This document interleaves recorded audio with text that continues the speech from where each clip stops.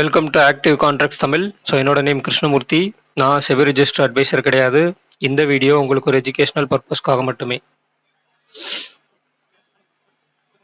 So வீடியோக்குள்ளே போகிறதுக்கு முன்னாடி டெய்லி நம்ம வந்து போஸ்ட் மார்க்கெட் அனாலிசிஸ் போடுறோம். ஒரு சில நாட்களில் ப்ரீ மார்க்கெட் அனாலிசிஸ் போடுறோம். அண்ட் இடையில சண்டே அண்ட் சாட்டர்டே நம்ம கொஞ்சம் டைம் கிடச்சிச்சு அப்படின்னா சின்ன சின்ன கான்டென்ட்ஸ் வந்து போடுறோம். ஸோ வீடியோ வந்து ஒரு சில பேர் ஃபுல்லாக பார்க்குறாங்க. மேக்ஸிமம் நம்பர்ஸ் வந்து ஃபுல்லாக பார்க்குறது இல்லை. நல்லா நீங்கள் புரிஞ்சுக்கணும். இது ஒரு காமெடி கண்டென்ட்டோ இல்லை ஒரு டெக் ரிலேட்டட் கண்டென்ட்டோ இல்லை ஒரு மூவியோ கிடையாது. நம்மளுக்கு பிடிக்காத இடத்த வந்து ஸ்கிப் பண்ணிவிட்டு ஃபாஸ்ட் ஃபார்வர்ட் பண்ணிவிட்டு பார்க்குறதுல இதை நீங்கள் அப்படி பார்த்தீங்கன்னா எந்த ஒரு அர்த்தமுமே கிடையாது. ஏன்னா இது எண்ட் ஆஃப் த டே இது டோட்டலாக வந்து பணம் சம்பாதிக்கக்கூடிய ஒரு விஷயத்துக்காகத்தான் நம்ம பார்க்குறோம். பணத்தை இழக்கிறதுக்கு யாரும் பார்க்க போகிறது கிடையாது. எப்படி நம்ம பணத்தை சேஃபாக சம்பாதிக்கலாம்ன்ற ஒரு விஷயத்துக்காகத்தான் நீங்கள் யூடியூப்பை தேடி வந்திருக்கீங்க. நம்ம சேனலை கிளிக் பண்ணி நம்மளுடைய வீடியோஸ் பார்க்குறீங்க.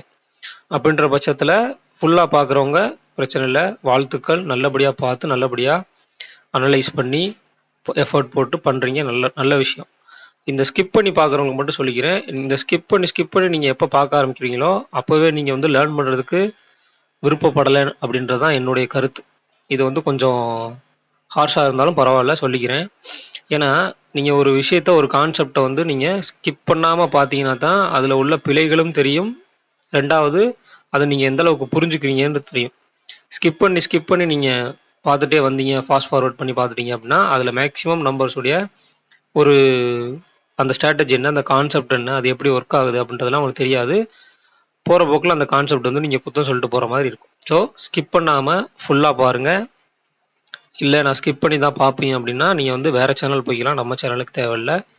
நம்ம சேனலில் ஒவ்வொரு டேட்டாவும் ஒவ்வொரு பாயிண்ட்ஸும் வந்து நீங்கள் பர்ஃபெக்டாக பார்த்தீங்க அப்படின்னா தான் உங்களுக்கு அது அண்டர்ஸ்டாண்ட் ஆகும்.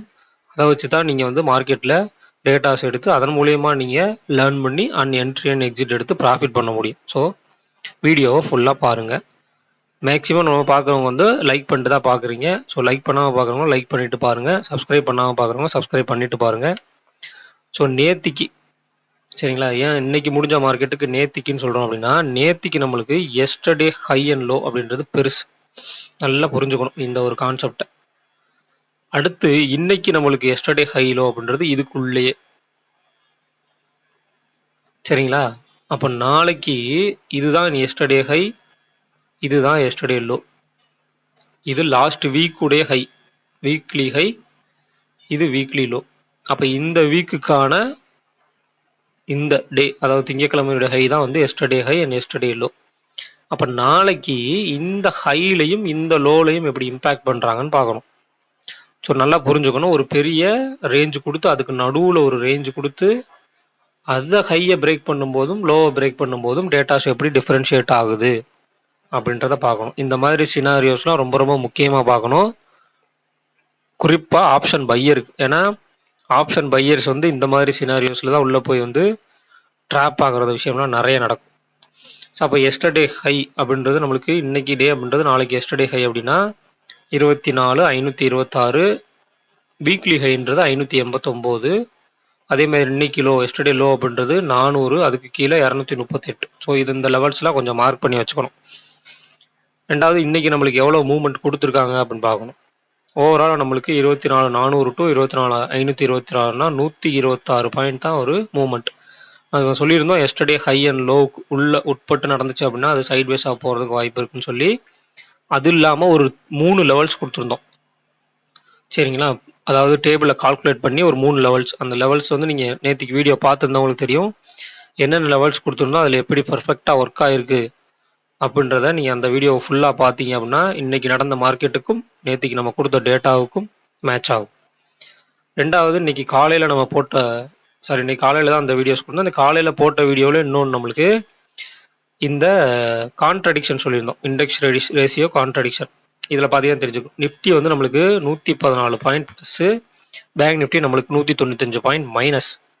இதை நம்ம சொல்லியிருந்தோம், ஒருத்தர் வந்து பாசிட்டிவாக போய் இன்னொருத்தர் நெகட்டிவாக போயிட்டாங்கன்னா market sideways.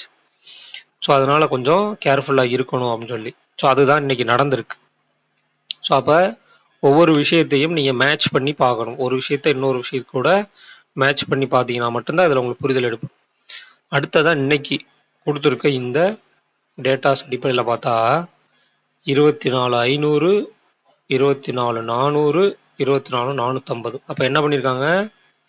24,500ல call and put ஒரு ஸ்ட்ராடல், 24,400ல கால் அண்ட் புட் ஒரு ஸ்ட்ராடல், 24,450 மிட் பாயிண்ட்ல கால் அண்ட் புட் ஒரு ஸ்ட்ராடல். அப்ப மார்க்கெட்டை வந்து ரெண்டு பக்கமும் இங்க எல்லா பக்கமும் மார்க்கெட்டை வந்து புஷ் பண்றாங்க.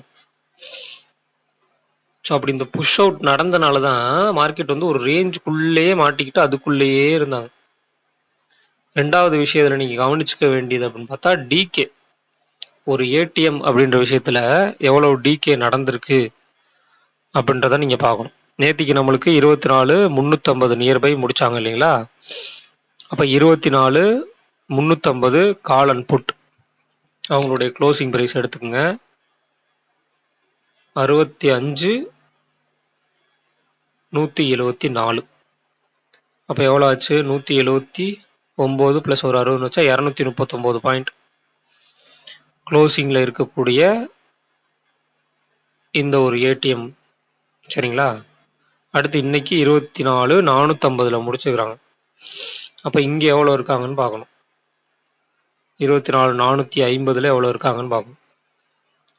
இந்த இடத்துல 450 கால் ஆப்ஷன், 450 புட் ஆப்ஷன். ஓகேங்களா? அப்போ 98 + 7 105 + 100 205. நம்ம எவ்வளோ பாயிண்ட்ஸ் எடுத்தோம்? 239. எவ்வளோ டிகே ஆயிருக்கு? 34 பாயிண்ட் இன்னைக்கு டிகே ஆயிருக்கு, வெறும் 100 பாயிண்ட் ரேஞ்சுக்குள்ள. ஸோ இதை வந்து அண்டர்ஸ்டாண்ட் பண்ணிக்கணும் ஒரு ஆப்ஷன் பையரா. சரிங்களா? ரொம்ப ரொம்ப முக்கியமான பாயிண்ட்ஸ் இது. ஒரு எஸ்டர்டே லோ ஹை அண்ட் லோக்குள்ள டிகே ஆனால் ஒரு ஏடிஎம்லேயே 2 ஸ்ட்ரைக் ப்ரைஸும் சேர்த்து ஒரு ஏடிஎம்குள்ளே எப்படி டிகே ஆகுறாங்க அப்படின்றத அண்டர்ஸ்டாண்ட் பண்ணிக்கணும். அப்போ இன்னைக்கு நம்மளுக்கு 24,450 முடிச்சுக்கிறாங்க. அப்போ மேலே போனால் 500, கீழே வந்தால் 400, மிட் பாயிண்ட் 450. அப்போ இவங்களுடைய ரேஞ்ச் எடுத்துட்டீங்க அப்படின்னா 24,582. இது வீக்லி ஹை, நல்லா புரிஞ்சுக்கணும், இது வீக்லி ஹை. அடுத்து 24,400 - 80, 24,320. இது எஸ்டர்டே லோவுக்கு கீழே உள்ள லெவல். அப்போ மேலே எஸ்டர்டே ஹையை பிரேக் பண்ணால் இந்த வீக்லி ஹையும் ஷார்ட் ரேஞ்சுடைய டாப்பும் ஒரு ரெசிஸ்டன்ஸ்.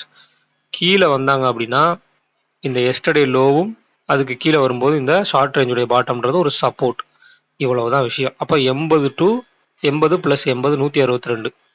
அப்போ 24,662 ஒயிட் ரேஞ்சுடைய டாப். அதே 162 மைனஸ் பண்ணீங்க அப்படின்னா 24,238. இந்த 238 என்ன சொன்னோம்? லாஸ்ட் வீக் உடைய லோ. அதாவது வெள்ளிக்கிழமை நம்மளுக்கு வச்சிருக்கக்கூடிய அந்த லோ. இவ்வளவுதான் கான்செப்ட். இதுக்குள்ள எப்படி ரன் ஆகுறாங்க? சரிங்களா? வெள்ளிக்கிழமை வச்ச அந்த லோவுக்கு நியர்பை வர்றாங்க, மேலே போகும்போது நம்மளுக்கு வீக்லி ஹைக்கு போகிறாங்க. ஓவரால் இந்த ப்ரீமியத்தையே அந்த ஸ்ட்ரக்சருக்குள்ளே கொண்டு வந்துட்டாங்களா? ஸோ இதில் நீங்கள் தெரிஞ்சுக்கலாம் ஆக்டிவ் கான்ட்ராக்ட்ஸ் அப்படின்ற ஒரு விஷயத்தை எப்படி ரன் பண்ணி எப்படி ஒர்க் ஆகுது அப்படின்றத. அடுத்ததான் நம்மளுக்கு கிடைச்சக்கூடிய இந்த பார்க்கக்கூடிய விஷயம் வந்து இந்த இம்ப்ளைடு வால்டிலிட்டி. அப்போ இந்த இம்ப்ளைடு வால்டிலிட்டி நம்ம என்ன சொல்லியிருந்தோம்? ஒரு எஸ்டர்டே க்ளோசிங்க்கு மேலே அதிகமாக இருந்துச்சு அப்படின்னா, நேற்றுக்கு க்ளோசிங்கில் கால் சைடு கம்மியாக இருந்தது, புட் சைடு அதிகமாக இருந்தது. இன்னைக்கு ஓப்பனில் ரெண்டு பேருமே ஈவன் ஆயிட்டாங்க. ஆனால் மார்க்கெட் வந்து ஒரு எஸ்டர்டே ஹையோ லோவோ பிரேக் பண்ணல. சரிங்களா? அதுதான் ரொம்ப ரொம்ப முக்கியமான விஷயம். அட் த சேம் டைம் நம்ம ஒரு 3 லெவல்ஸ் கொடுத்துருந்தோம். அந்த ஆக்டிவ் கான்ட்ராக்ட்ஸ் பேசிஸில் அந்த 3 லெவல்ஸை விட்டு பெருசாக எங்கேயுமே தாண்டவில்லை. அப்போ இன்றைக்குமே நம்மளுக்கு ஆக்டிவ் கான்ட்ராக்ட்ஸை பொறுத்து கால் சைடு 10, புட் சைடு 12 இருக்காங்க அப்படின்னா அங்கே ரேஞ்சும் ரொம்ப நெருக்கமாக இருக்குது. மேலே ஒரு எட்ஜில் ஒரு ஸ்ட்ராடல் கால் அண்ட் புட்டு, இந்த இடத்துல ஒரு ஸ்ட்ராடல், கீழே ஒரு எட்ஜ்லையும் ஸ்ட்ராடல். சரிங்களா? இங்கே இது எல்லாமே ஸ்ட்ராடல். உங்களுக்கு 400 put option, 400 call and put, 450 call and put, 500 call and put straddle அப்படின்றப்ப மார்க்கெட்டை ஒரு நல்ல நெருக்கத்துக்குள்ளாக்கி கொண்டு வராங்க.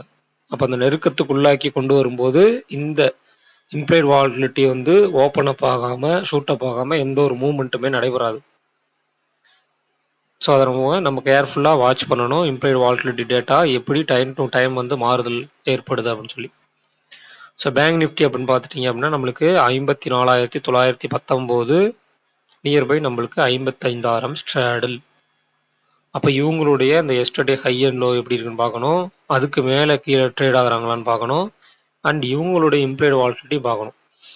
ரெண்டாவது இவங்களுக்கு வந்து க்ளோசிங் ப்ரைஸ் அதிகமாக இருக்கனால நம்மளுக்கு ரேஞ்ச் பெருசாக இருக்கும்.